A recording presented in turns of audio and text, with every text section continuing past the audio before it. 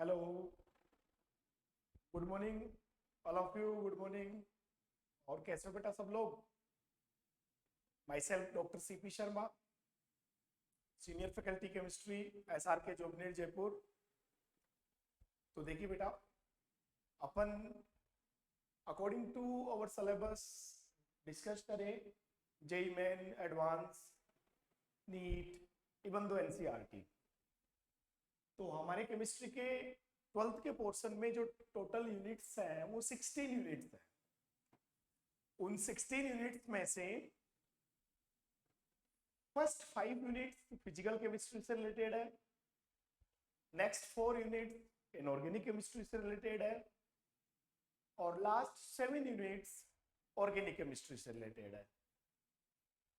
तो इसी कंसर्न में हम इन 16 यूनिट्स में से फर्स्ट ऑफ ऑल जो स्टार्ट करने जा रहे हैं वो यूनिट है बेटा कोऑर्डिनेशन कंपाउंड्स।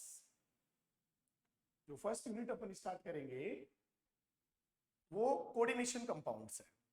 देखो, हमारे JEE main, advance, NEET syllabus में हर यूनिट का एक फिक्स वेटेज है कि इस यूनिट से इतने मार्क्स के क्वेश्चन बेसिकली आते ही आते हैं प्रॉपर।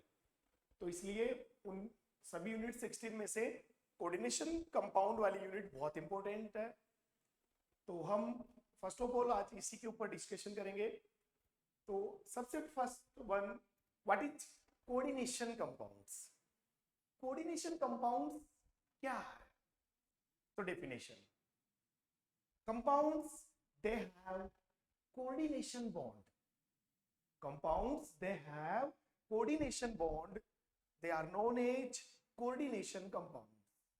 ऐसे कंपाउंड जिनमें कोऑर्डिनेशन बॉन्ड पाया जाता है उन्हीं को अपन क्या बोलते हैं बेटा जी?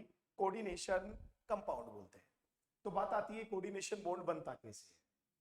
तो देखिए, कोऑर्डिनेशन बॉन्ड में अपन फर्स्ट ऑफ ऑल बात करें आपके पास में अपर से, तो देखना बेटा, जैसे कोई एक एटम है, एक एटम है ए, दूसरा एटम है बी। एटम ए ने अपना लोन पेयर डोनेट कर दिया एटम बी को। एटम ए ने अपना लोन पेयर किसको डोनेट कर दिया? एटम बी को। तो अब जो बॉन्ड यहां पर बनने वाला है, इसी बॉन्ड को बेटा याद रखना क्या कहा जाता है? Coordination bond. यहां से जो ये बॉन्ड बना है वही बॉन्ड कौन सा है? कोऑर्डिनेशन। तो कोऑर्डिनेशन बॉन्ड कौन सा होता है? जब कोई एक एटम अपना लोन पेयर डोनेट करे किसी दूसरे एटम को। तो जो बनने वाला बॉन्ड है वही कौन सा बॉन्ड है बेटा? कोऑर्डिनेशन बॉन्ड है। अब यहां जो लोन पेयर डोनर डोनेट कर रहा है वो हमारे लिए ध्यान रखना बेटा डोनर एटम है, जबकि ये जो अपना बी एटम है उसको अपन ने यहां पर गेनर या एक्सेप्टर मान लिया, जो कि लोन पेयर को एक्सेप्ट कर रहा है। अब बात आती है थोड़ी सी, एक बहुत जनरल बेसिक नॉलेज वाली बात है कि ये लोन पेयर क्या है और ये बॉन्ड कैसे बनता है। तो देखना सब लोग एक बार, आप इसी में फर्दर अपन बात करें यहां से। जैसे कोई सा आप एटम ले सकते हैं।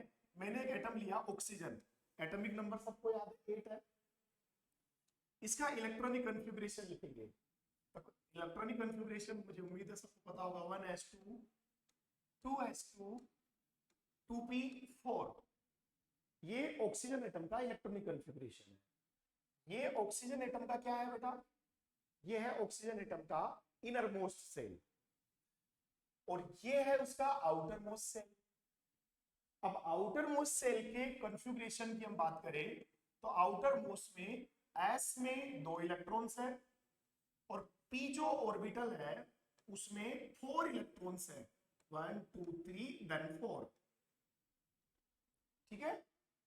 तो देखिए आप यहां पर आउटर मोस्ट की बात कर रहे हैं, इनर मोस्ट को हमें मतलब नहीं है। Outer most in the sense valence shell. तो वैलेंस सेल में आप देखिए, ये दोनों जो इलेक्ट्रॉन्स हैं जिन पे मैंने सर्कल किया है, ये किसी से पेयरिंग नहीं किए हुए हैं, तो इन्हें तो अपन क्या बोलेंगे? Unpaired electrons. क्या बोलेंगे इसको? Unpaired electron. लेकिन ये जो अपन ने सर्किल किया है, ठीक है, अगर इसकी अगर अपन बात करते हैं बेटा आपके पास में यहाँ पर ये जो रेड कलर का सर्कल मैंने जिसपे किया दोनों पे, तो ये आ गया लेके आ गया, ये पता है क्या कहलाने वाले हैं बेटा, लोन पेयर। ये जो बने वो क्या कहलाएंगे, लोन पेयर। तो लोन पेयर कौन होता है पता लग गया क्या, वैलेंस सेल में यानी आउटर मोस्ट सेल में जो आपके पास में पेयर्ड इलेक्ट्रॉन्स होते हैं, जो पेयरिंग करे हुए हैं, उन्हीं पेयर्ड इलेक्ट्रॉन्स को क्या कहा जाता है, लोन पेयर्स। और जो अनपेयर्ड इलेक्ट्रॉन्स हैं वो अलग है। तो यहां जो अपन ने अभी बॉन्ड बनाया था आपके सामने, इस बॉन्ड की अगर अपन बात करें कोऑर्डिनेशन बॉन्ड में, तो ये जो कोऑर्डिनेशन बॉन्ड है, ये कोऑर्डिनेशन बॉन्ड में लोन पेयर गया है। Lone pair in the sense आपके पास में बेटा ये वाले इनमें से गया। इसी तरह से अगर अपन इसमें आगे फर्दर बात करें आपके पास में यहाँ पर, तो देखिए बेटा इसमें आपके पास में जैसे एग्जांपल के लिए मैंने कहा एक एटम ए है, ठीक है, और दूसरा एटम आपके पास में यहाँ पर बी है। जैसे एटम था ए, दूसरा एटम आपके पास में कौन सा है, बी। दोनों के एक एक इलेक्ट्रॉन ने शेयरिंग कर ली। तो जो शेयरिंग करने से बॉन्ड बनता है वो सबको पता है कौन सा बॉन्ड होता है, कोवलेंट बॉन्ड। यहाँ जो शेयरिंग से बॉन्ड बना है वो बॉन्ड कौन सा बॉन्ड है बेटा आपके पास में, कोवलेंट बॉन्ड है। तो याद रखिए आप सब लोग, यहाँ जो बॉन्ड प्रिपेयर हो रहा है वो कोवलेंट बॉन्ड है। इसी तरह से सपोज कीजिए एटम ए ने अपना इलेक्ट्रॉन डोनेट कर दिया बी को, अनपेड की बात कर रहा हूं, ये जो दोनों बॉन्ड बना रहा हूं इसमें अनपेड, तो इसमें तो आ गया पॉजिटिव चार्ज, और बी ने उसे गेन कर लिया तो बी पे आ गया नेगेटिव चार्ज। और अब जो यहाँ पर बॉन्ड आपके पास में प्रिपेयर हुआ है वो कौन सा बॉन्ड है बेटा आपके पास में, आयोनिक बॉन्ड। अब जो यहाँ पर बॉन्ड बनेगा वो कौन सा बॉन्ड है, आयोनिक बॉन्ड है। तो कोवलेंट बॉन्ड और आयोनिक बॉन्ड, इनमें कौन से इलेक्ट्रॉन का पार्टिसिपेशन है, अनपेयर्ड इलेक्ट्रॉन का। कौन से इलेक्ट्रॉन का बेटा, जैसे मैंने बताया था आपके पास में इलेक्ट्रॉन कितने तरह के हैं, दो तरह के। तो उनमें से अगर आप देखेंगे ये देखो, ये जो अनपेयर्ड थे ये कौन से बॉन्ड बनाते हैं, कोवलेंट और आयोनिक। लेकिन जो लोन पेयर्स थे वैलेंस सेल में आउटर मोस्ट में, वो क्या बनाते हैं, कोऑर्डिनेशन। और याद रखना बेटा कोऑर्डिनेशन बॉन्ड को एरो से रिप्रेजेंट करते हैं, अपन बिल्कुल एरो लगाते हैं, शार्प एरो कोऑर्डिनेशन बॉन्ड के लिए, ठीक है। जबकि अपन इसकी बात करें कोवलेंट और इनकी, तो इनको डैश से अपन रिप्रेजेंट किया करते हैं। अब बताइए फर्स्ट ऑफ ऑल सबसे पहले एक जनरल से अपन ने थोड़ा सा डिस्कशन किया, मुझे उम्मीद है सबके समझ में आया होगा। देन इसके बाद में नेक्स्ट अपन फर्दर स्टडी करते हैं। तो डेफिनेशन बिल्कुल सिंपल है, compounds they have coordination bond, they are known as coordination compounds. ऐसे कंपाउंड जिनमें कोऑर्डिनेशन बॉन्ड है वही कोऑर्डिनेशन कंपाउंड कहलाते हैं। तो सुनिए आगे, अब नेक्स्ट इसके बाद में बात आती है बेटा कोऑर्डिनेशन कंपाउंड के बाद में। अब जो अपन फर्स्ट टॉपिक स्टार्ट करने जा रहे हैं अपने पास में वो है एडिशन। फर्स्ट जो टॉपिक स्टार्ट कर रहे हैं वो है एडिशन कंपाउंड। तो बात आती है एडिशन कंपाउंड क्या है। तो सुनिए बेटा, देखो अगर अपन एडिशन कंपाउंड की बात करें तो एडिशन कंपाउंड्स में बेटा बात इस तरह से आती है, टू और more than two simple compound से मिक्स करने पर, दो या दो से ज्यादा सिंपल कंपाउंड को मिक्स कीजिए, देन उसको वेपराइज कीजिए, एवोपरेट कीजिए। तो उनको मिक्स करके एवोपरेट करने के बाद में जो नया कंपाउंड बनेगा वही एडिशन कंपाउंड कहलाएगा। वापिस से सुनना मैंने क्या बोला बेटा, व्हाट इज एडिशन कंपाउंड, ऐसे कंपाउंड्स जिनको बनाने के लिए सिंपल कंपाउंड्स को मिक्स करके उनका वेपराइजेशन किया जाता है, एवोपरेट किया जाता है, यानी उनको क्रिस्टलाइज फॉर्म में वापस से लाया जाएगा। तो वापस से वो क्रिस्टलाइन फॉर्म में आएंगे तो बना हुआ कंपाउंड क्या कहलाएगा बेटा, एडिशन कंपाउंड कहलाएगा। तो two or more than two simple salts are mixed in each other and then evaporated, the prepared mixture is known as addition compounds। तो बनने वाला मिक्सचर ही एडिशन कंपाउंड कहलाएगा। ओके, अब सुनिए जैसे एग्जांपल्स इसके, एडिशन कंपाउंड्स कौन है, अपन चर्चा करें एडिशन कंपाउंड को लेकर के। तो सुनिए बेटा, देखो फर्स्ट वन मैंने आपके सामने एक एग्जांपल बोला बेटा, कार्नेलाइट।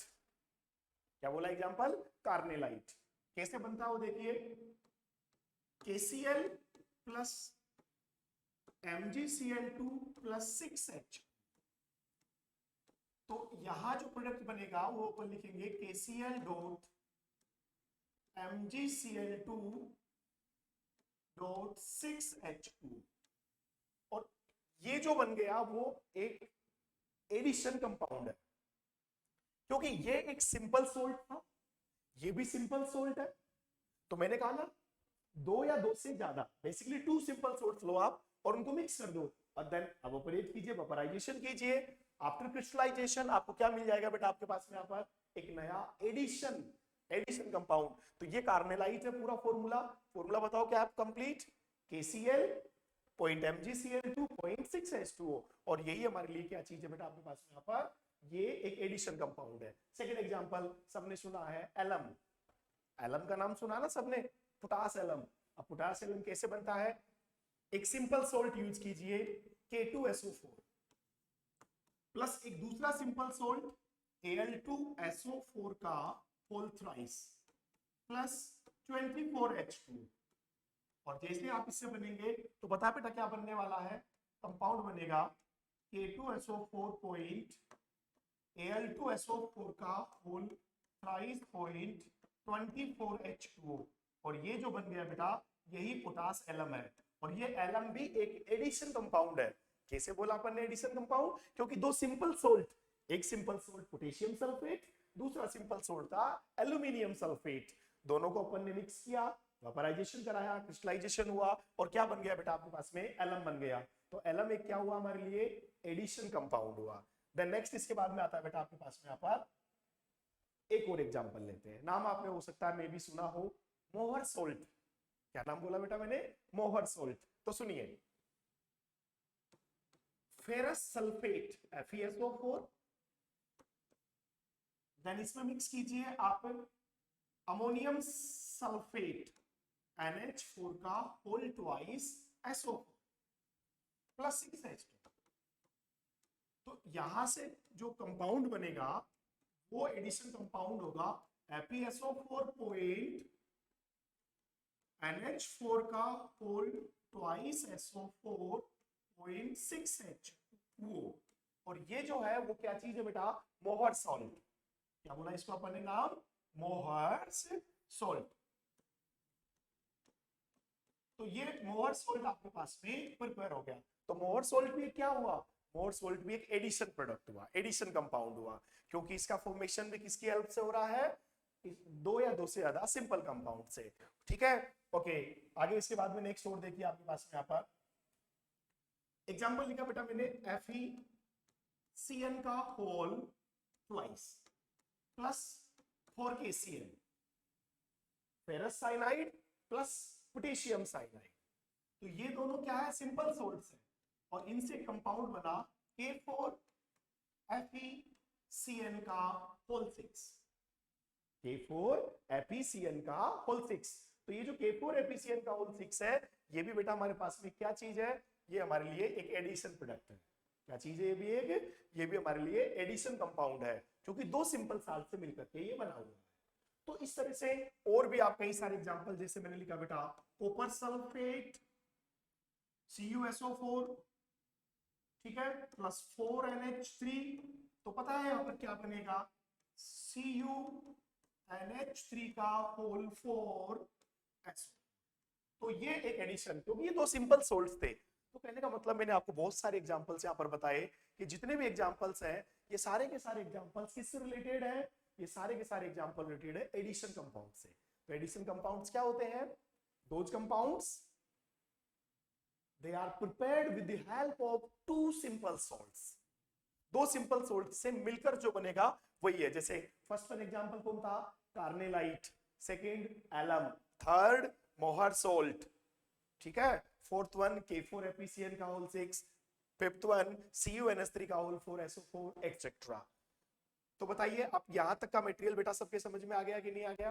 देन इसके बाद में नेक्स्ट टॉपिक अपने आता है, और वो टॉपिक है कि एडिशन कंपाउंड्स को फर्दर टू टाइप्स में क्लासिफाई किया गया है। Addition compounds are further classified into two types. Which two types, वो देखिए बेटा आप लोग यहां पर। एक है जिसका नाम है बेटा डबल सोल्ट, एक जो है उसका क्या नाम बताया मैंने, डबल सोल्ट। ठीक है, तो अपन बात कर रहे हैं एडिशन की। एडिशन कंपाउंड्स को हमने फर्दर 2 टाइप्स में क्लासिफाई किया है, और जो पहला टाइप है एडिशन में उसका नाम है बेटा डबल सॉल्ट, और सेकेंड है बेटा इसका नाम है कॉम्प्लेक्स सॉल्ट। तो addition compounds are classified into how many types? 2 types, double salt and complex salt. First आता है बेटा इसमें double salt. Those addition compounds, they are stable in their solid state but unstable in their aqueous state। ऐसे addition compound जो अपनी solid state में तो stable है लेकिन एक्वस स्टेट में स्टेबल नहीं है। इट मींस उनका एक्वस सॉल्यूशन बनाने पर उनका आयोनाइजेशन हो जाएगा, वो आयोनाइज हो जाएंगे, वो आयंस देंगे, आयंस में डिसोसिएट हो जाएंगे। इट मींस, दोबारा डेफिनेशन सुनना बेटा, it means those compounds, those addition compounds, they are stable in their solid state but less stable or unstable in their aqueous state, they are known as double salt। तो double salt addition तो है, मतलब double salt simple से मिलकर बना है, लेकिन साथ में क्या है, सिंपल से मिलकर मिक्स तो हो गया, लेकिन साथ में बात आती है कि उसमें सॉलिड स्टेट में तो स्टेबल है बट एक्वस स्टेट में स्टेबल नहीं है। ऐसे कंपाउंड को क्या कहा जाता है? Double salt. ओके, इसकी भी डेफिनेशन आपके साथ सुन लो। Those compounds, they are stable in their solid state, they are stable in their solid state as well as in their aqueous state। Compound जो अपनी सॉलिड स्टेट में तो स्टेबल है ही है, लेकिन वैसे के वैसे वो अपनी एक्वस स्टेट में भी स्टेबल होते हैं। They are known as complex compounds, complex salts या कॉम्प्लेक्स कंपाउंड्स। तो याद रखना बेटा, यहां पर 2 चीज आ गई, एक आ गया डबल सोल्ट और एक आ गया कॉम्प्लेक्स सोल्ट। तो डबल सोल्ट सॉलिड स्टेट में स्टेबल है, जैसे मैं एक एग्जांपल देता हूं, एलम, फिटकरी, सबने देखी है, आप उसे वाटर में डिसोल्व करो तो वो डिसोल्व हो जाएगी, यानी जब तक वो सॉलिड थी तब तक स्टेबल थी, लेकिन वाटर में डिसोल्व करते ही आयोनाइज्ड हो गई। इसका मतलब एलम किसका एग्जांपल हुआ? डबल सोल्ट का, बिकॉज वो अपनी एक्वस स्टेट में स्टेबल नहीं है। ओके, तो जो सॉलिड स्टेट में स्टेबल हो, एक्वस में नहीं हो, मतलब एक्वस में आयोनाइज्ड हो जाए, वो क्या कहलाते हैं? Double salt.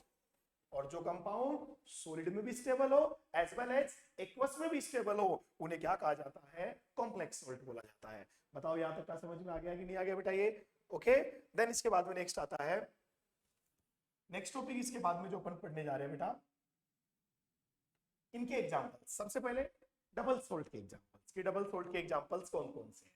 तो देखिए, मैंने जो आपको फर्स्ट 3 एग्जांपल्स दिए थे, ये फर्स्ट 3 एग्जांपल्स, एक carnallite, second one alum and third one Mohr salt, ये तीनों एग्जांपल्स डबल सोल्ट के हैं, जो 2 सिंपल सोल्ट से मिलकर बने हैं, यानी एडिशन तो है लेकिन ये केवल अपनी सॉलिड स्टेट में स्टेबल है, एक्वस स्टेट में स्टेबल नहीं है, ये एक्वस स्टेट में आयोनाइज्ड हो जाएंगे। जैसे एग्जांपल के लिए आप कार्नेलाइट की बात कीजिए बेटा, तो अपन कार्नेलाइट की बात करें तो कार्नेलाइट के कंसेप्ट में आप ऐसा कह सकते हैं, जैसे ही इसको आप एक्वस फेज में यानी वाटर में डिसोल्व करेंगे, पता है क्या क्या आयंस देगा? K+ देगा, Cl- देगा, Mg+2 आयंस देगा, ठीक है, यानी ये कंप्लीटली आयोनाइज्ड हो गया, ये आयंस प्रोवाइड कर रहा है। ये जो मैंने आपके सामने इधर लिखे हैं बेटा, ये सब आयंस है, तो ये आयंस प्रोवाइड कर रहा है आपके लिए। इसका मतलब ये एक्वस फेज में स्टेबल नहीं है, ये एक्वस फेज में आयोनाइज्ड हो रहा है, डिसोसिएट हो रहा है। इसी तरह से नेक्स्ट एग्जांपल दीजिए एलम का। ये रहा एलम का फॉर्मूला, दिख रहा है सबको बेटा आपके पास में एलम का फॉर्मूला, ठीक है। अब एलम जो अपने पास में है, ये जो मैंने रेड सर्कल किया है, अब एलम अगर आयोनाइज्ड होगा तो पता है एलम किसमें आयोनाइज्ड होगा? यहां देखिए बेटा आपके पास में एलम एक देगा पोटेशियम आयन K+, ठीक है, एक देगा सल्फेट आयन, उसी तरह से एक देगा aluminium Al3 plus ion, again sulphate ion, ठीक है। तो मेरे जो कहने का मतलब ये है कि चाहे आप कार्बोनाइट की बात करो, चाहे आप एलम की बात करो, ये सब चीजें क्या हो रही है, ये सब चीजें अपनी एक्वस कंडीशन में आयोनाइज्ड हो रही है। तो ये सब क्या कहलाएंगे, डबल सोल्ट्स। एक लास्ट वन आपके पास में यहाँ पर mower salt.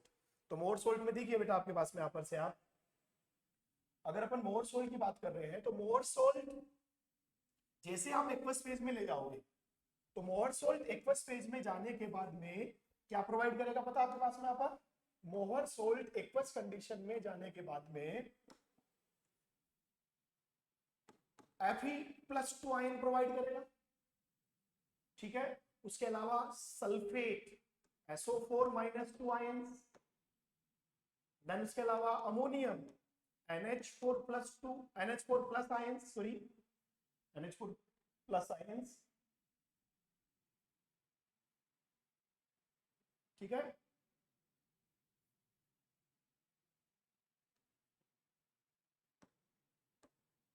Fe+2 ions, sulphate ions SO4-2, NH4 plus ions, then sulphate ions. तो ये भी क्या हो रहा है बेटा, ये भी अपनी एक्वस फेज में आयोनाइज्ड हो रहा है। और जो कंपाउंड अपनी एक्वस फेज में आयोनाइज्ड हो जाते हैं उन कंपाउंड को अपन डबल सोल्ट कहते हैं। तो देखो मैंने आपको 3 एग्जांपल्स बताए, कौन कौन से 3 एग्जांपल बताए बेटा। सबसे पहले कार्नेलाइट का, कार्नेलाइट वो सॉलिड स्टेट में स्टेबल था, एक्वस में आयोनाइज्ड हो गया। एलम का वो सॉलिड में आपके पास में स्टेबल था, एक्वस में आयोनाइज्ड हो गया। मोहर सोल्ट का सॉलिड स्टेट में स्टेबल था बट एक्वस में आयोनाइज्ड हो गया। तो ये सब के सब एग्जांपल्स अपने इसके एग्जांपल हो गए। अब आते हैं, ये तो सब एग्जांपल हो गए डबल सोल्ट के। देन इसके बाद में नेक्स्ट आता है कॉम्प्लेक्स, जो सॉलिड में भी स्टेबल हो और एक्वस में भी स्टेबल हो, यानी एक्वस कंडीशन में उनका आयोनाइजेशन नहीं हो। तो उनकी बात करें तो ये जो लास्ट के 2 एग्जांपल्स आपके सामने यहां मेंशन किए गए हैं, ये दोनों एग्जांपल्स एग्जैक्टली ये कॉम्प्लेक्स सोल्ट के एग्जांपल। फर्स्ट वन K4FeCN का whole 6 and second one CuNH3 का होल 4 SO4, ठीक है। ये दोनों के दोनों एग्जांपल्स आपके पास में कॉम्प्लेक्स सोल्ट्स हैं। और कॉम्प्लेक्स सोल्ट ही कोऑर्डिनेशन कंपाउंड्स होते हैं। इट मींस ये दोनों कोऑर्डिनेशन कंपाउंड्स हैं। देखो हमें चैप्टर में क्या पढ़ना है, हमें चैप्टर में पढ़ना है कोऑर्डिनेशन कंपाउंड्स। तो कोऑर्डिनेशन कंपाउंड डबल सोल्ट्स नहीं है, कोऑर्डिनेशन कंपाउंड कॉम्प्लेक्स सोल्ट्स है। एग्जैक्टली कौन है, कॉम्प्लेक्स सोल्ट। ये वाले जो सोल्ट है वही कोऑर्डिनेशन है। इसका मतलब इसी का जो है सेकंड नेम आप कह सकते हैं कोऑर्डिनेशन कंपाउंड। तो ये दोनों एग्जांपल आपके कोऑर्डिनेशन कंपाउंड है, जो सॉलिड स्टेट में भी स्टेबल है और एक्वस में भी स्टेबल है। जैसे सुनिए मेरी बात, आप इसको वाटर में डालिए, तो वाटर में जब इसका आप आयोनाइजेशन करेंगे बेटा, तो इसका आयोनाइजेशन करने पर ये क्या चीज प्रोवाइड, अगर आप K4FeCN के होल 6 का आयोनाइजेशन करते हो तो K4FeCN का होल 6 हमें क्या चीज प्रोवाइड करेगा,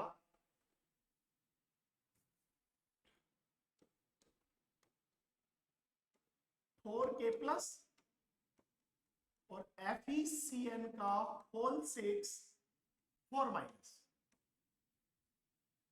यानी जो चीज लार्ज ब्रैकेट में मेंशन है उस लार्ज ब्रैकेट वाले का आयोनाइजेशन नहीं हो पा, जो पास हमारे पास में यहाँ लार्ज ब्रैकेट में मेंशन है वो लार्ज ब्रैकेट वाली का आयोनाइजेशन नहीं हो रहा है, केवल ये आयोनाइज हो रही है। तो आप कहोगे सर आयोनाइजेशन तो हो गया ना, नहीं बेटा, ये चीज स्टेबल है। ये कंपाउंड का मेन फॉर्म ये था। ये जो चीज है ना जो लार्ज ब्रैकेट के बाहर मेंशन है, चाहे वो पहले है चाहे वो बाद में है, ये क्या होती है वो अभी नेक्स्ट अपन इसी के जस्ट बाद में पढ़ने डिस्कस करेंगे उस टॉपिक पर। बट अभी अपन बात कर रहे थे कि इसका ये दोनों डिसोसिएट नहीं हुए, हाँ वो ईच आयन में डिसोसिएट हो गया था। ईच आयन का एक्वस सॉल्यूशन उसका टेस्ट प्रोवाइड करेगा। अगर आप टेस्ट करोगे ना तो डबल सोल्ट के जितने भी थे वो डबल सोल्ट वाले सारे अपने अपने टेस्ट प्रोवाइड करेंगे। जैसे ये Fe+2 का टेस्ट देगा, ये सल्फेट का टेस्ट देगा, अमोनियम का टेस्ट भी देगा। टेस्ट का मतलब समझ रहे हो मेरी, अगर आप लेबोरेटरी में टेस्ट करना चाहो कि इस सॉल्यूशन में Fe2+ प्रेजेंट है या नहीं है तो वो पॉजिटिव टेस्ट आएगा। जैसे यहाँ पर आप देखिए बेटा, ये एल्यूमिनियम पोटेशियम सल्फेट का टेस्ट प्रोवाइड करेगा, ये पोटेशियम मैग्नीशियम क्लोराइड का टेस्ट प्रोवाइड करेगा। यानी डबल सॉल्ट को एक्वस सॉल्यूशन में डिसोल्व करने के बाद उसका एक्वस सॉल्यूशन ईच आयन के लिए पॉजिटिव टेस्ट प्रोवाइड करेगा। बट अगर आप डिस्कस करो किसको लेकर के, कॉम्प्लेक्स कंपाउंड को लेकर के, तो कॉम्प्लेक्स कंपाउंड में क्योंकि वो एक्वस कंडीशन में स्टेबल है इसलिए वो ईच आयन का टेस्ट नहीं देगा। जैसे ये आयरन और साइनाइड इन दोनों का टेस्ट प्रोवाइड नहीं करेगा, कारण ये दोनों आयनाइज्ड नहीं हुए। टेस्ट कब दिया जाता है, कोई आयन अपना पॉजिटिव टेस्ट जब देगा जब वो अपनी फ्री फॉर्म में होगा। फ्री फॉर्म का मतलब जब वो डिसोसिएट हो चुका होगा। यहाँ तो इसका डिसोसिएशन ही नहीं हुआ, डिसोसिएशन नहीं हुआ इसका मतलब ये फ्री नहीं है। फ्री नहीं है तो ये पॉजिटिव टेस्ट भी नहीं देगा, इसका मतलब ये एक कॉम्प्लेक्स सॉल्ट है। इसी तरह इसको देखो, यहां पता आप केवल किसको डिसोसिएट कर सकते हो, आप डिसोसिएट कर सकते हो ओनली सल्फेट को। इन दोनों को डिसोसिएट, जो लार्ज ब्रैकेट में आ गए वो डिसोसिएट नहीं होंगे। इट मींस ये क्या देगा डिसोसिएशन के बाद में, एक तो देगा बेटा Cu NH3 का होल 4 2+ और साथ में SO4 -2, यानी ये कॉपर और अमोनिया इन दोनों का टेस्ट प्रोवाइड नहीं करने वाला है, क्योंकि ये कॉम्प्लेक्स कंपाउंड है और ये एक्वस फेज में भी स्टेबल है। तो बताओ आपको यहां तक का मटेरियल सबके आराम से समझ में आ गया कि नहीं आ गया? What is addition compounds? First of all addition compounds क्या होते हैं? वो कंपाउंड जो सिंपल सोल्ट को मिक्स करके एवापोरेशन और वेपराइजेशन और क्रिस्टलाइजेशन से बनाए जाते हैं, वो एडिशन कंपाउंड्स है। कितने टाइप्स है इसके? 2 टाइप्स है, एक डबल सोल्ट और एक कॉम्प्लेक्स सोल्ट। डबल सोल्ट क्या चीज है बेटा? डबल सोल्ट वो है जो सोल्ड स्टेट में स्टेबल बट एक्वस स्टेट में लेस स्टेबल है, यानी अनस्टेबल है, आयनाइज्ड हो जाते हैं। इट मींस उनका एक्वस सॉल्यूशन उनके ईच आयन का टेस्ट प्रोवाइड करेगा। बट कॉम्प्लेक्स सोल्ट क्या है? वो सोल्ट जो सोल्ड स्टेट में तो स्टेबल है ही है, अपनी एक्वस स्टेट में भी स्टेबल है, और ये केवल इसके लिए टेस्ट प्रोवाइड कर सकते हैं ज्यादा से ज्यादा जो लार्ज ब्रैकेट के बाहर कंटेंट है। बाकी जो लार्ज ब्रैकेट में है वो आयनाइज्ड नहीं होगा और एक्वस फेज में, और वो अपना टेस्ट भी प्रोवाइड नहीं करेगा। इसका मतलब ये एक्वस फेज में भी स्टेबल होते हैं, उन्हें कॉम्प्लेक्स सोल्ट बोलते हैं। और कॉम्प्लेक्स सोल्ट का ही दूसरा नाम क्या है? Coordination compounds. तो बताओ, कोऑर्डिनेशन कंपाउंड की हमारे पास एक तरह से डेफिनेशन थी कि जो जिन कंपाउंड्स में कोऑर्डिनेशन बॉन्ड पाया जाता है, compounds they have coordination bond, they are known as coordination compound. और एग्जैक्टली वो कोऑर्डिनेशन बॉन्ड इन दोनों के बीच में है। मैंने जो लार्ज ब्रैकेट मेंशन किया है ना, इस लार्ज ब्रैकेट में 2 स्पीसीज है। जैसे मैंने वहां बोला था, एक एटम ए है एक एटम बी है, एक डोनर और एक एक्सेप्टर, एक लोन पेयर देने वाला और एक लोन पेयर को लेने वाला। वो दोनों इन्हीं में से कोई सा एक है। अभी अपन आगे डिस्कस करेंगे कि कौन डोनर होगा और कौन एक्सेप्टर होगा। इन्हीं दोनों में से एक डोनर है और एक एक्सेप्टर है। ओके, तो बताओ यहां तक का मटेरियल सबके समझ में आ गया कि नहीं आ गया? देन इसके बाद में जो नेक्स्ट टॉपिक आता है बेटा आपके पास में यहाँ पर, वो नेक्स्ट टॉपिक आता है कि अपन किस तरह से इसको रिप्रेजेंट कैसे करें, कि कोऑर्डिनेशन कंपाउंड कैसा होता है, क्या है, तो इसको रिप्रेजेंट करने का क्या मेथोडोलॉजी है। तो वो देखिए, आप एक जनरल कोऑर्डिनेशन कंपाउंड की अपन बात करते हैं बेटा, डिस्कशन करें। तो हमेशा कोऑर्डिनेशन कंपाउंड को एक लार्ज ब्रैकेट में, एक स्क्वायर ब्रैकेट में, लार्ज ब्रैकेट में रिप्रेजेंट किया जाता है। और इस लार्ज ब्रैकेट में जो स्पीसीज मेंशन करी जाती है, जैसे मैंने 2 स्पीसीज लिखी, एक एम और एक एल। इसके आगे एन लगा रहा हूं, एन का मतलब ये कितने भी हो सकते हैं, 2 3 4 5 6 एक्सेट्रा, आगे और भी ज्यादा भी हो सकते हैं बेटा। इन दोनों के नाम याद रखना। ये जो स्पीसीज है इसे हम लोग किस नाम से जानते हैं? तो आप बोलेंगे बेटा सेंट्रल मेटल। ये जो स्पीसीज है वो क्या चीज है? Central metal. और ये जो स्पीसीज है ना बेटा, इसका नाम आप याद रखना लिगेंड। तो मैंने आपको यहां पर 2 स्पीसीज मेंशन करी, एक का नाम दिया central metal. Large bracket start होते ही जो सबसे पहले आएगी ना वो सेंट्रल मेटल, उसके बाद में जो रिप्रेजेंट किया गया वो कौन है? लिगेंड। और एक्चुअली मैं बताऊं आपको, लिगेंड अपना लोन पेयर डोनेट करता है सेंट्रल मेटल को। लिगेंड अपना लोन पेयर किसको डोनेट करता है बेटा आपके पास में? सेंट्रल मेटल को डोनेट करता है। और ये जो बॉन्ड बन गया ना इनके बीच में, इसी बॉन्ड का नाम है कोऑर्डिनेशन बॉन्ड। ये जो बॉन्ड बन रहा है यही कौन सा बॉन्ड है बेटा? Coordination bond. तो बताइए कोऑर्डिनेशन बॉन्ड कहां बनेगा? किस किस के बीच बनेगा? सेंट्रल मेटल और लिगेंड के बीच बनेगा। जहां डोनर कौन है? Ligand. Donor in the sense जो लोन पेयर को डोनेट करेगा। तो लोन पेयर डोनेट कौन करेगा? लिगेंड। लोन पेयर जानते हो ना क्या होते हैं? आउटर मोस्ट में जो पेयर्ड इलेक्ट्रॉन्स होते हैं उनको वो डोनेट करेगा किसके पास? सेंट्रल मेटल के पास, जिसके एम्प्टी वैकेंट ऑर्बिटल्स में उन लोन पेयर को एक्सेप्ट किया जाएगा। तो यहां पर ये तो क्या चीज है? एक्सेप्टर बोल दीजिए या गेनर बोल दीजिए बेटा आपके पास। ठीक है, तो ये जो अपने पास में है वो क्या चीज है? गेनर है। गेन कर रहा है, एक्सेप्टर है या गेनर है? जो लोन पेयर को गेन करेगा।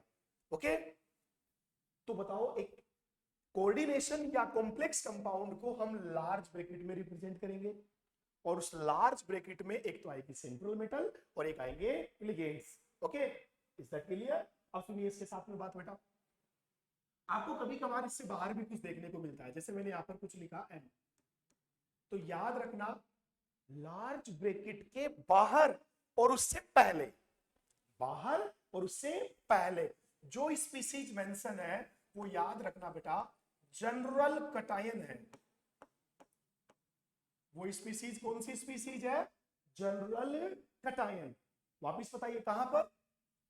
लार्ज ब्रैकेट के पहले जो स्पीसीज मेंशन है वो जनरल कटायन, और लार्ज ब्रैकेट के बाद में जो स्पीसीज मेंशन है, अब देखो मैंने दोनों एक साथ लिख दिए, ये दोनों कभी एक साथ नहीं आएंगे।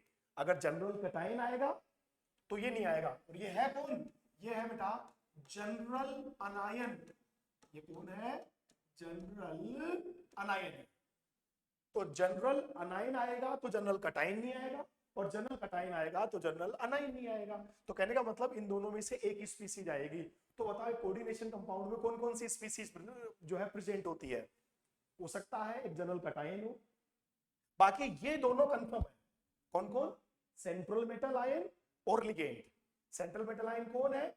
जो लोन पेयर को एक्सेप्ट करेगी, और लिगेंड कौन है? जो लोन पेयर को डोनेट करेगा। यानी ये डोनर है और ये एक्सेप्टर है। और आपको पता है एक छोटी सी बात केमिस्ट्री में, जो लोन पेयर डोनेट करता है उसका नेचर होता है एज ए लिवाइस बेस। नाम सुना ना आपने?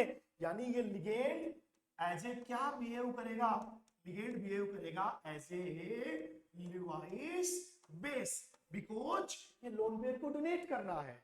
याद कीजिए आप एसिड बेस कॉन्सेप्ट जो आपने 11th केमिस्ट्री में पढ़ा है। एसिड्स की अलग अलग 3 डेफिनेशंस, ऐसे बेस की अलग अलग 3 डेफिनेशन, 3 थ्योरीज थी। फर्स्ट आर्रेनियस थ्योरी, सेकंड ब्रेनस्टेड लोरी थ्योरी, और थर्ड वन लुईस थ्योरी। तो अकॉर्डिंग टू लुईस कंसेप्ट के अकॉर्डिंग जो लोन पेयर देता है वो लुईस बेस, और जो लोन पेयर को गेन करता है वो लिवाइस एसिड। तो याद रखना बेटा सेंट्रल मेटल एज ए क्या है? सेंट्रल मेटल है एज ए लिवाइस एसिड, जबकि लिगेंड एज ए क्या है? Levi's base. बिकॉज ये लोन पेयर डोनेट कर रहा है, और लोन पेयर डोनेट करने वाला लिवाइस बेस होगा, और लोन पेयर को गेन करने वाला लिवाइस एसिड होगा। ओके, तो बताओ यहां तक की डेफिनेशन समझ में आ गई कि नहीं आ गई? क्लियर है? अब इसके बाद में अगर अपन बात करें, मैं आपको एग्जांपल दूं बेटा। मैंने आपके सामने एक एग्जांपल मेंशन किया, K4FeCN का होल 6। तो साथ के साथ सुनेंगे सब लोग। अब मुझे बताइए बेटा आप इसमें से कि ये जितने भी कंपाउंड मैंने आपके सामने मेंशन किए उसमें से Fe क्या चीज है, Cn क्या है, और ये K4। तो सुनिए Fe क्या चीज है बेटा? Fe यहां पर से आपके पास में है सेंट्रल एटम और आयन, सेंट्रल मेटल एटम और आयन। देखो मैंने आपसे कहा था लार्ज ब्रैकेट के जस्ट बाद में सेंट्रल मेटल, तो ये सेंट्रल मेटल एटम या आयन है। उसके बाद में मैंने बेटा आपसे कहा Cn क्या है, तो आप जवाब देंगे बेटा Cn यहाँ पे लिगेंड है। क्या चीज है बेटा? Cn ligand. यानी ये लोन पेयर देगा और ये लोन पेयर को एक्सेप्ट करेगा। ओके, इधर देखिए K4 क्या चीज है, मैंने क्या कहा था, लार्ज ब्रैकेट से पहले, लार्ज ब्रैकेट से पहले जो स्पीसीज है वो क्या है, जनरल कटायन। तो यहां पर के एक जनरल कटायन है। बताओ मेरी बात समझ में आ गई कि नहीं आ गई सबके? ठीक है, तो याद रखना बेटा यहां पर रिप्रेजेंटेशन। चलो मैंने ऐसे ही एक एग्जांपल आपके सामने और रिप्रेजेंट किया। ठीक है, जैसे एग्जांपल के लिए मैंने लिखा बेटा NiH2O का होल 6 Cl2। और गिवन एग्जांपल के लिए मैंने आपसे जो है क्वेश्चन यहां पर पूछा कि बताइए यहां पर कौन क्या है। तो इसके अकॉर्डिंग अगर अपन जाते हैं बेटा आपके पास यहाँ पर कि Ni क्या चीज है, H2O क्या चीज है, Cl क्या चीज। तो Ni सबसे पहले लार्ज ब्रैकेट स्टार्ट होते मैंने क्या कहा, सेंट्रल एटम। तो निकल यहाँ पर सेंट्रल मेटल है, सेंट्रल मेटल आयन या एटम है। वोटर H2O क्या चीज है बेटा, यहाँ पर लिगेंड है, यानी वोटर या H2O यहाँ पर अपना लोन पेयर दे रहा है और निकल उस लोन पेयर को एक्सेप्ट कर रहा है। और ये जो Cl है वो लार्ज ब्रैकेट के बाहर है। और मैंने कहा ना जो लार्ज ब्रैकेट के बाहर आएगा वो क्या कहलाएगा बेटा, जनरल अनायन। क्या कहलाएगा वो, जनरल अनायन कहलाने वाला है। तो यहाँ पर जो ये था ये जनरल अनायन था। अब बताओ मेरी बात सबके समझ में आ गई कि नहीं आ गई? इज दैट क्लियर यहाँ तक आपके पास? तो ये अपन ने कुछ जनरल स्टडी जो आज डिस्कस की है कोऑर्डिनेशन कंपाउंड के लिए, उसमें अगर वापस फर्दर बात करें तो कोऑर्डिनेशन कंपाउंड वो होते हैं जिनमें कोऑर्डिनेशन बॉन्ड पाया जाता है। They have compounds, they have coordination bond, they are known as coordination compounds. Okay, अब सुनिए इसमें देखो, अब इसी में अगर सबसे फर्स्ट ऑफ ऑल अगर अपन बात करते हैं बेटा आपके पास में यहाँ पर, तो मैंने कहा एक डोनर एटम होता है, उसने अपना लोन पेयर डोनेट किया बी को, तो कोऑर्डिनेशन बॉन्ड बना। और ये कोऑर्डिनेशन बॉन्ड में लोन पेयर कौन से होते हैं, आउटर मोस्ट में जो पेयर्ड इलेक्ट्रॉन्स है, उन्हीं पेयर्ड इलेक्ट्रॉन्स को अपन लोन पेयर बोलते हैं। अनपेयर्ड इलेक्ट्रॉन कोवलेंट या आयोनिक बॉन्ड बनाते हैं। कोऑर्डिनेशन बॉन्ड लोन पेयर से बनेगा, ध्यान रखना। किससे बनेगा बेटा, लोन पेयर से बनने वाला है आपके पास में। ओके, और जैसे मैंने बताया अगर अनपेयर्ड इलेक्ट्रॉन्स है तो अनपेयर्ड इलेक्ट्रॉन आपके पास में क्या करेगा, अनपेयर्ड इलेक्ट्रॉन या तो बनाएगा कोवलेंट बॉन्ड या बनाएगा आयोनिक बॉन्ड। फिर एक फर्स्ट टॉपिक स्टडी की अपन ने और उस टॉपिक का क्या नाम था बेटा, एडिशन कंपाउंड। अब बताइए आप एडिशन कंपाउंड कौन से कंपाउंड्स हैं, those compounds they are prepared with the help of two simple salts. दो या दो से ज्यादा सिंपल सॉल्ट से जो बने हैं उनको अपन बोलते हैं एडिशन कंपाउंड्स। जैसे एडिशन कंपाउंड था कार्नेलाइट, एलम, देन इसके बाद में नेक्स्ट एग्जांपल था बेटा मोहर सोल्ट। ये सब क्या थे, एडिशन कंपाउंड। K4FeCN का होल 6 एटसेट्रा। इनको फर्दर कितने टाइप्स में क्लासिफाई किया था अपन ने, फर्दर 2 टाइप्स में। First one double salt and second one complex salt. What is double salt बेटा, तो डबल सॉल्ट के लिए अपन ने कहा था those compounds they are stable in their solid state as well as in their aqueous, sorry, they are stable in solid state but unstable in their aqueous state, they are known as double salt. Okay, और double salt के लिए मैंने example दिए carnallite, मोहर salt, alum etcetera. और वो अपने each ion का पॉजिटिव टेस्ट देगा, उनका एक्वस सॉल्यूशन। ये जो डबल सोल्ट होते हैं ना, इनको एक्वस सॉल्यूशन बनाने के बाद उनका एक्वस सॉल्यूशन ईच आयन के लिए पॉजिटिव टेस्ट देगा। कॉम्प्लेक्स सोल्ट कौन होते हैं बेटा, कॉम्प्लेक्स सोल्ट वो होते हैं जो सॉलिड स्टेट में तो स्टेबल है एज वेल एज वो उनकी एक्वस स्टेट में भी स्टेबल है, उनको क्या बोलते हैं अपन लोग, कॉम्प्लेक्स सोल्ट। कॉम्प्लेक्स सोल्ट के एग्जांपल जैसे अपन ने दिया K4FeCN का होल 6, CuNH3 का होल 4 एटसेट्रा। ओके, और देन उसके बाद में अपन ने रिप्रेजेंटेशन सीखा। और रिप्रेजेंटेशन मैंने बताया ना कि लार्ज ब्रैकेट में रिप्रेजेंट करेंगे। सबसे पहले मेंशन होगा क्या चीज आपके पास में, सेंट्रल एटम। देन उसके बाद में कौन आएगा बेटा, लिगेंड आएगा। और लिगेंड और सेंट्रल मेटल के बीच में कोऑर्डिनेशन बॉन्ड होगा। ये लोन पेयर देगा, ये लोन पेयर को गेन करेगा, यानी ये डोनर है, ये गेनर है। और जो लोन पेयर देता है वो लिवाइस बेस और जो एक्सेप्ट करता है वो Lewis acid. It means central atom Lewis acid और ligand as a Lewis base. Bracket से पहले अगर कुछ आ रही है स्पीसीज तो जनरल कैटायन, बाद में आई तो जनरल एनायन। ओके, और देन जैसे एग्जांपल था ये K4FeCN का होल 6, इसमें ये जनरल कैटायन है, Fe सेंट्रल एटम है, Cn लिगेंड है। फिर नेक्स्ट एग्जांपल जिसमें ये सेंट्रल एटम है, ये लिगेंड है और ये जनरल अनायन है। अब बताइए बेटा आपके पास में समझ में आ गया कि नहीं आ गया? क्लियर है यहाँ तक का? तो मुझे उम्मीद है आप इसे यहाँ तक पूरा स्टडी को क्लियर कंप्लीट करेंगे। देन उसके बाद में आप सबको पता है बेटा आपके पास में नोट्स अवेलेबल है, तो आप नोट्स में से ये चीज अच्छे से बहुत क्लियरिफाई करेंगे ढंग से, ठीक है। जैसे अपने पास में कोऑर्डिनेशन कंपाउंड के, तो सबसे पहले इसकी डेफिनेशन है कोऑर्डिनेशन कंपाउंड की कि what is coordination compounds. Coordination compound क्या है? एक डोनर है जो अपना लोन पेयर दे रहा है गेनर को। सबसे पहले general cation, central atom, ligand, then general anion, ठीक है। देन इसी में आ गया फिर एडिशन कंपाउंड, और एडिशन कंपाउंड के examples, first one carnallite, more salt, ठीक है। फर्स्ट वन एलम है, सेकंड मोर सोल्ट है, कार्नेलाइट है, कुछ और कॉम्प्लेक्स है। और इसके दो टाइप्स है, कौन कौन से दो टाइप है बेटा? डबल सोल्ट और second complex compound, okay. Then इसके बाद में फिर नेक्स्ट आता है आपके पास में यहाँ पर कि इसको रिप्रेजेंट कैसे किया जाता है। तो यहाँ तक की स्टडी आज अपन ने इस क्लास में जो अपने पास में कंप्लीट करी है। देन इसके बाद में अपने पास में यहाँ पर जो नेक्स्ट टॉपिक आता है बेटा, वो अपन नेक्स्ट क्लास में स्टडी करेंगे। तो आज मुझे सबसे आपसे उम्मीद है कि आज जो अपन ने स्टडी करी वो टॉपिक आपने अच्छे से समझा होगा, ठीक है। ओके बेटा, तो एसआरके के प्लेटफॉर्म पर आपको ऑनलाइन क्लास लेने के लिए सबको बहुत बहुत थैंक यू। ओके बेटा, thanks, have a nice day.